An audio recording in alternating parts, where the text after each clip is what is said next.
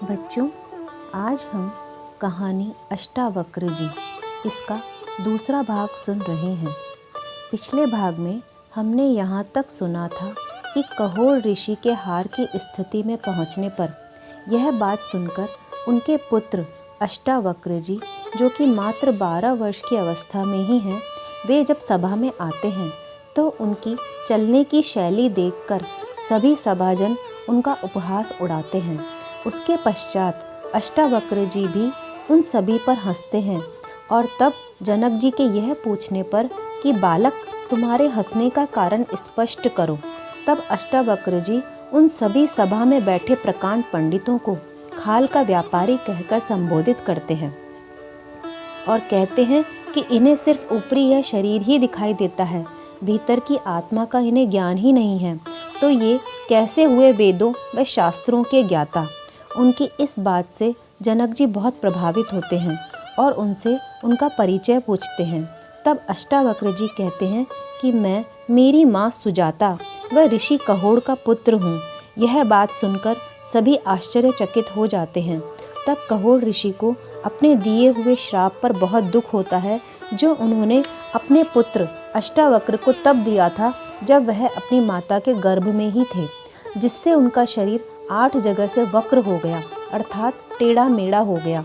उसके पश्चात कहोड़ ऋषि कहते हैं कि जब एक बार मैं अपने शिष्यों को वेदों का पाठ पढ़ा रहा था, तभी अष्टावक्र ने अपनी माँ के गर्भ से ही कहा, पिताजी, आप वेद गलत पढ़ा रहे हैं। बस इसी बात पर मुझे क्रोध आ गया। मुझे लगा इसने मेरा अपमान किया है, तो मैंने ही अपने पुत्र को 8 जगह से वक्र होने का श्राप दे दिया। ये इतना बुद्धिमान व वेदों का ज्ञाता है। इसका कारण यह है कि इसकी माता ने इसे गर्भ संस्कार में ही सभी वेदों व शास्त्रों का ज्ञान दे दिया था। यह सुनकर सभी पंडित ऋषि आत्मग्लानि से भर गए एवं वहाँ से चले गए। फिर अष्टावक्र जी भी वापस अपने आश्रम आ गए, परंतु महाराज जनक उस घटना से अत्यधिक प्रभावित हुए। उन्हें लगा कि यह कोई साधारण बालक नहीं लगता। तब महाराज जनक दूसरे दिन कहोड़ ऋषि के आश्रम की ओर अपने घोड़े पर सवार होकर निकले। आश्रम के नज़दीक पहुंचने पर जनक जी ने देखा कि बालक अष्टावक्र अपनी उम्र के बच्चों के साथ क्रीड़ा कर रहे थे। उस समय जनक जी सोच में पड़ गए कि क्या यह बालक सच में आत्मा का ज्ञान रखता है। तभी जनक जी का घोड़ा वहाँ रुक जाता है।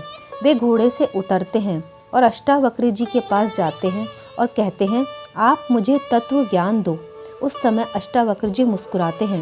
राजा जनक उनसे बार बार कहते हैं, परंतु अष्टावक्र जी कुछ भी नहीं कहते। बच्चों, तत्व ज्ञान का अर्थ होता है आत्मा व परमात्मा एक कैसे हों, इस संसार से मोह कैसे छूटे, या ऐसे कहा जाए कि मोक्ष की प्राप्ति कैसे हो। महाजनक जी के कई बार कहने पर भी जब अष्टावक्र जी कुछ नहीं बोले, तब महाराज जनक ने कहा, आप जो कहोगे मैं आपको दूंगा, पर आप मुझे तत्व ज्ञान दो। उसके पश्चात अष्टावक्र जी ने महाराज जनक से कहा, हे राजन, मैं तुझे कहता हूँ, तू अपने आप को बहुत बड़ा राजा मानता है ना, तो सुन, तू तेरे इस घोड़े पर चढ़कर दिखा दे, मैं तुझे जो तू मांगेगा वो दूंगा। मैं कहता हूँ कि तू घोड़े की एक रकाब पर पैर रख सकेगा, दूसरी पर नहीं रख पाएगा। बच्चों, रकाब का अर्थ होता है जिस पर पैर रखकर घोड़े पर चढ़ा जाता है, और यह दोनों तरफ होती है, पैर रखने के काम आती है ताकि घोड़े को आगे बढ़ाया जा सके। अच्छा बच्चों, आगे की कहानी अंतिम भाग में सुनेंगे और जानेंगे कि क्या जनक जी तत्व ज्ञान प्राप्त कर पाए और उसके लिए उन्हें क्या करना पड़ा।